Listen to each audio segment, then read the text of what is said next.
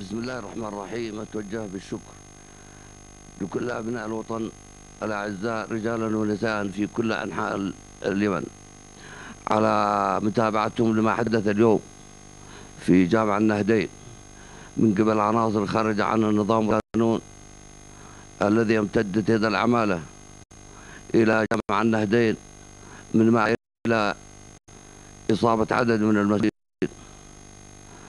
منهم يحيى الراعي والأستاذ عبد العزيز عبد الغني. 7 أفراد ضباط وصف، من بينهم محمد الخطيب. فسنتابع هؤلاء الجناه آجلا أم عاجلا بالتعاون مع كل أجهزة الأمن، ونحيي أبناء القوات المسلحة في كل مكان ورجال الأمن البواسل الثابتين لمواجهة هذا التحدي وهذا الصلف من قبل عصابة خارجة عن النظام والقانون لا لها علاقة بما يسمى بثورة الشباب الموجودين في ساحة التقرير. هؤلاء عصابة مسلحة احتلوا مؤسسات الدولة والوزارات ونهب الممتلكات،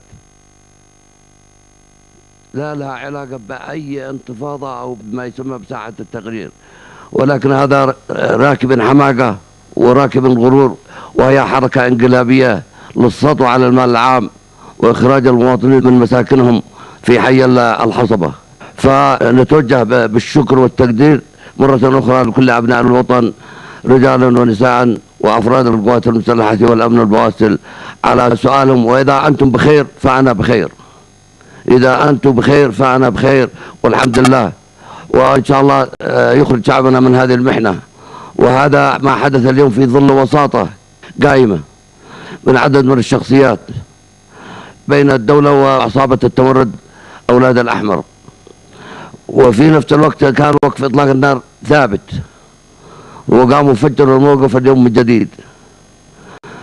فنهيب بكل أبناء الوطن على الثبات والصمود والقوات المسلحة والأمن على تصفية مؤسسات الدولة من هذه العصابة، ونتمنى الشفاء العاجل للأخ الأستاذ عبد العزيز عبد الغني والأخ يحيى الراعي والأخ الدكتور علي محمد مجور الذي أصيبوا بإصابة رضوضية، فهما الآن في المستشفيات وتحت العناية، ونترحم على الشهداء الذي سقطوا، ونتمنى الشفاء العاجل للجرحى.